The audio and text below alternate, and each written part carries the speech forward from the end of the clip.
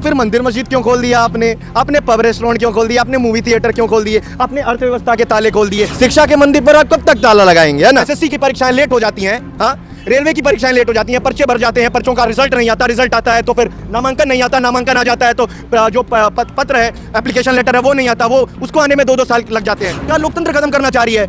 जो बच्चों में एक समन्वय है, बच्चों में जो एक कॉन्वर्सेशन, एक डिबेटिंग कल्चर रहा है, डीयू का, जेएनयू का, एएमयू का, जामिया का, ये खत्म कर रही है। क्या हो रहा है, क्यों हो रहा है? सवाल पूछने पड़ेंगे। और मोदी सरकार किसी एक चीज से बहुत डरती है तो वह है सवाल से। कहाँ है देश का युवा? बेरोजगार है देश का युवा। भगत सिंह के लहू को, अम्बेडकर के लहू को हम बना कर रखे हैं, तो हमें डर नहीं है। शिक्षा व्यवस्था किसके लिए बदली गई? बड़े बड़े कॉर्पोरेट हाउसों के लिए बदली गई, अंबानी अडानी के लिए बदली गई कि देखिए गरीब को शिक्षा दे दीजिए, रोटी और कपड़े की दुहाई मत दीजिए, क्योंकि शिक्षा गरीब के पास आएगा तो गरीब रोटी और कपड़ा तो छीन के ले लेगा। या टमाटर 100 हो गए, हमारे घर में टमाटर नहीं आ रहा है, माताजी फोन करके कहती हैं बेटा चटनी नहीं बन पा रही है, आज आलू से छौंका लगाएंगे। जनता को खुद समझ में आ गया कि आप दूरदर्शन 1990 में देखिए या 2021 में आज तक फर्क तो कुछ नहीं है, दोनों मोदी की ही वकालत करेंगे। कोरोना के नए वेरिएंट तो आते रहेंगे। कोरोना क्या है, एक एमर्जिंग प्रोसेस में है ना, बायोलॉजिकल एवोल्यूशन होता है हर एक वेरिएंट का। तो कोरोना के हर वेरिएंट का ये हो रहा है, वहाँ पे एक इमर्ज कर रही है, एक साइकिल है, बायोलॉजिकल साइकिल से एक वायरस म्यूटेट कर रहा है खुद को। अब क्या है कि अब कुछ लोगों में ये भी एक बहुत सवाल चल रहा है कि ओमिक्रॉन एक वेरिएंट आ गया है, वेरिएंट ऑफ कंसर्न WHO ने कह दिया है। तो सरकार इसका निवारण करे, सरकार एयरपोर्टों पर स्क्रीनिंग की व्यवस्था बढ़ाए, सब चीज़ को सुचारू रूप से चलाए। तो डीयू बंद करके यही तो व्यवस्था। तो अब तो फिर मंदिर मस्जिद क्यों खोल दिया आपने? अपने पब रेस्टोरेंट क्यों खोल दिया? अपने मूवी थिएटर क्यों खोल दिए? अपने अर्थव्यवस्था के ताले खोल दिए। शिक्षा पर मंदिर बंद है। शिक्षा के, हमारा तो मंदिर ये है ना, शिक्षा के मंदिर पर आप कब तक ताला लगाएंगे, है ना? तो ये सरकारी नियम है, सरकारी नीति है। कहीं ना कहीं मोदी साहब जो लुटियंस दिल्ली में बैठे हैं, एसी का हवा खा रहे हैं, काजू के आटे की रोटी खा रहे हैं, तो उनको तो लगता है कि छात्रों को घर पर बैठाया जाए। ये वही मोदी साहब है, 1974 में नवनिर्माण आंदोलन इनका चला था, इन्होंने अपने मुख्यमंत्री के खिलाफ एक संघर्ष किया था। नहीं, मोदी सरकार का दावा है कि युवाओं के दम पे नया इंडिया बनाएंगे। कहाँ नया इंडिया बन रहा है? हम ही तो हैं युवा, बैठा तो है युवा। कहाँ युवा बैठा नहीं है? बंगाल में नहीं बैठा है, उत्तर प्रदेश में नहीं बैठा है, बिहार में नहीं बैठा है, कहाँ नहीं बैठा है? एसएससी की परीक्षाएं लेट हो जाती हैं, हाँ, रेलवे की परीक्षाएं लेट हो जाती हैं, पर्चे भर जाते हैं, पर्चों का रिजल्ट नहीं आता, रिजल्ट आता है तो फिर नामांकन नहीं आता, नामांकन आ जाता है तो जो पत्र है, एप्लीकेशन लेटर है वो नहीं आता, वो उसको आने में 2-2 साल लग जाते हैं। कहाँ युवा परेशान नहीं है? देश का युवा तो बिल्कुल परेशान है, बिल्कुल हताश है। मोदी साहब लुटेंस दिल्ली से नीति, हाँ, फिर भी बीजेपी के साथ है। बिल्कुल बीजेपी के साथ नहीं है। देखिए सत्ता पलट हो रही है, बंगाल में क्या हुआ, उत्तर प्रदेश में इंशाल्लाह इनकी सरकार जाएगी, है ना? तो धीरे धीरे क्षेत्रीय पार्टियां कहीं ना कहीं अपनी प्रभुत्व जमा रही हैं। जनता डेमोक्रेसी से, लोकतंत्र से, अपने वोट के अधिकार से सरकार को बता रही है कि हम आपकी नीतियों की मुखालफत करते हैं, और बिल्कुल कर रहे हैं। जो भी हमारा डेमोक्रेटिक राइट है उसकी हम मुखालफत कर रहे हैं, और इंशाल्लाह तब तक करते रहेंगे जब तक भारत में लोकतंत्र रहेगा। डिसिडेंट और प्रोटेस्ट को डिमोनाइज करना इस सरकार की नीति रही है। आज़ाद भारत में इस सरकार से ज़्यादा किसी ने, इससे सरकार को क्या मिलेगा फिर? सरकार ऐसा क्यों चाहेगी? सरकार इसलिए चाह रही है कि सरकार लोकतंत्र खत्म करना चाह रही है। जो बच्चों में एक समन्वय है, बच्चों में जो एक कॉन्वर्सेशन, एक डिबेटिंग कल्चर रहा है, डीयू का, जेएनयू का, एएमयू का, जामिया का, ये खत्म कर रही है। ये कह रही है एंटी नेशनल स्पेस है, हाँ, देशद्रोह का इन्होंने सर्टिफिकेट जारी कर दिया है कि आप भाजपा नेशनल ऑफिस जाइए, आप वहाँ से देशद्रोह का सर्टिफिकेट लाइए, क्योंकि देश का प्रमाण पत्र तो भाजपा वाले लेकर घूम रहे हैं, है ना? क्योंकि भाजपा के हिसाब से तो जो भाजपा किस पर चल रही है, भाजपा के स्तंभ क्या है? गोलवलकर हैं, सावरकर हैं। तो जो सावरकर और गोलवलकर की पूजा करते हैं वो देश प्रमाण की पत्रिका बांट रहे हैं, ये खुद ही में अपने अब बहुत बड़ा एक विरोधाभास है, विस्मयादि बोधक है कि नहीं? तो ये लोकतंत्र का ये जो हनन कर रहे हैं, ये जो फांसीवाद का नया जन्म हो रहा है, तो इस पर कई लेख हैं, इस पर हमें ध्यान देना पड़ेगा, जनता को आकर्षण में लाना पड़ेगा कि क्या हो रहा है, क्यों हो रहा है, सवाल पूछने पड़ेंगे। और मोदी सरकार किसी एक चीज़ से बहुत डरती है तो वह है सवाल से। सवाल से डरना इनकी नीति रही है।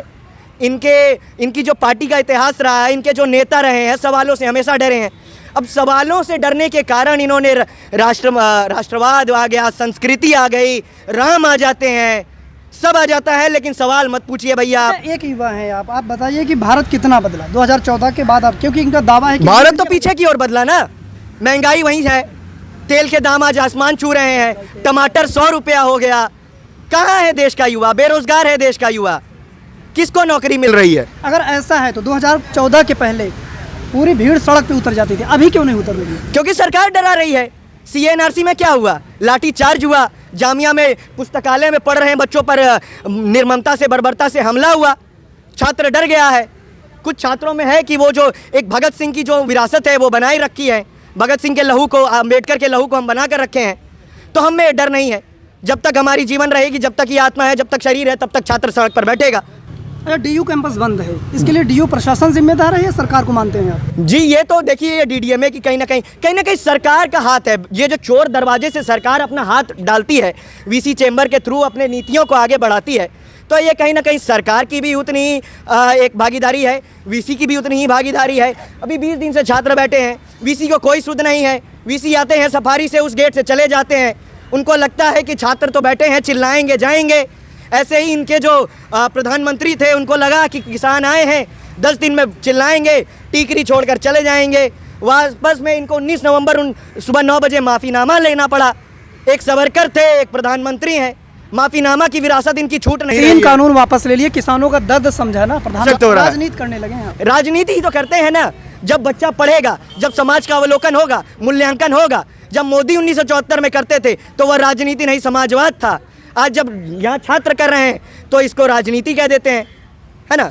तो यही तो है नया भारत, विश्व गुरु तो यही है ना भारत। पढ़ाई छोड़कर यहाँ बैठे हुए हैं। किसने कहा पढ़ाई नहीं कर रहे हैं छात्र? हमारे 2 सेमेस्टर में हमें अव्वल नंबर आया है, 8 CGPA से यहाँ पे लोग बैठे हैं। किसने कहा नहीं पढ़ने दिया जा रहा है? अरे माफ़ कीजिएगा, किसने कह दिया कि छात्र नहीं पढ़ रहे हैं? पढ़ रहे हैं, बिल्कुल पढ़ रहे हैं। समय निकाल पर सड़क पर पढ़ रहे हैं, घरों पर पढ़ रहे हैं, यहाँ से पढ़ रहे हैं। ऑनलाइन शिक्षा का जितना हो सके उतना सदुपयोग कर रहे हैं, लेकिन अपनी उसकी सीमाएं हैं। उस सीमा को हम लांघ नहीं सकते। शिक्षक सीमा को लांघ नहीं सकता।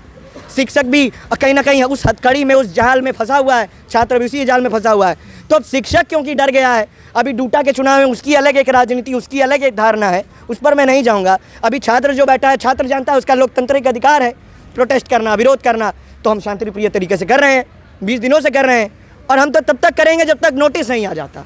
और हम देखेंगे कि वीसी के अड़ियल रवैये को कब तक ये अब आगे बढ़ाएंगे, क्योंकि नए वीसी हैं, है ना। पुराने वीसी तो गए, नए आए हैं ताना बाना लेकर। कब तक चलेंगे हम भी देख लेते हैं।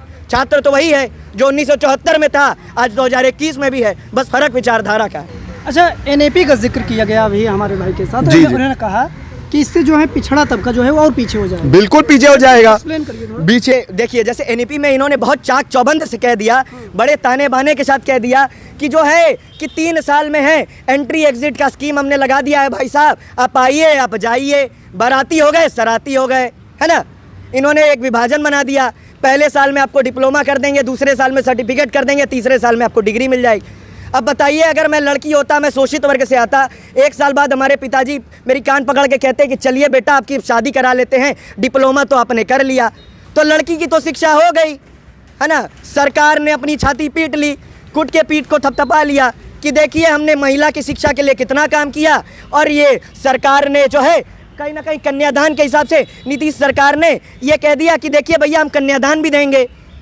तो अब जो स्थिति है उसका मूल्यांकन कीजिए कि कन्या का ये लोग सशक्तिकरण कर रहे हैं कि कन्या के अधिकारों का हनन कर रहे हैं। अच्छा, मांग उठती रही शिक्षा व्यवस्था बदलना चाहिए। जब शिक्षा व्यवस्था बदली गई फिर भी आप लोगों को दिक्कत? शिक्षा व्यवस्था किसके लिए बदली गई? बड़े बड़े कॉरपोरेट हाउसों के लिए बदली गई, अंबानी अडानी के लिए बदली गई। आम व्यवस्था कहाँ है बताइए? आम व्यवस्था है? इन्होंने नई शिक्षा नीति में रिजर्वेशन तो लाया ही नहीं। गरीब छात्र कहाँ जाएगा? सैनिटेशन वर्कर का, मैनुअल स्कैवेंजर का बच्चा कहाँ जाएगा? कितने प्रतिशत बच्चे हैं DU में जो मैनुअल स्कैवेंजर के बेटे हैं? और कितनी बार वो गर्व से और गौरव से कह सकते हैं कि मेरे पिताजी मैनुअल स्कैवेंजर हैं और मैं नहीं करूँगा।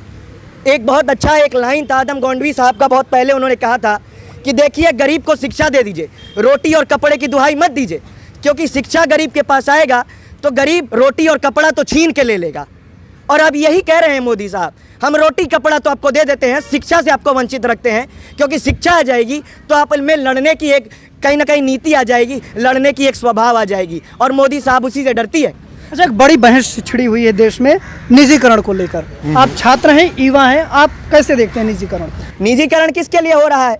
निजीकरण का फायदा किसको मिल रहा है? तेजस एक्सप्रेस इन्होंने चला दिया, अंबानी अडानी को उन्होंने पोर्ट बेच दिया। बढ़िया सुविधा के साथ कहाँ बढ़िया सुविधा है भाई साहब? हमें तो नहीं दिखता। भारतीय रेल को सशक्त करने की जगह इन्होंने कहा कि अब हम बोगी बेचेंगे अंबानी को, बोगी बेचेंगे अडानी को, पोर्ट बेचेंगे रिलायंस को। अनिल अंबानी के जेब में पैसा जाएगा। गरीब वही मजदूर है, पहले 350 में करता था, अब इन्होंने कहा कि 50 हज़ार नौकरियां आ गई, अब 400 रुपया मजदूरी मिलेगी। 50 रुपये का इन्होंने जो दर बढ़ा दिया है, इसको ये विकास कहते हैं। 5 साल में इससे ज़्यादा तो इन्फ्लेशन बढ़ जाता है भैया। टमाटर 100 हो गए, हमारे घर में टमाटर नहीं आ रहा है। माता जी फ़ोन करके कहती हैं बेटा चटनी नहीं बन पा रही है, आज आलू से छौंका लगाएंगे।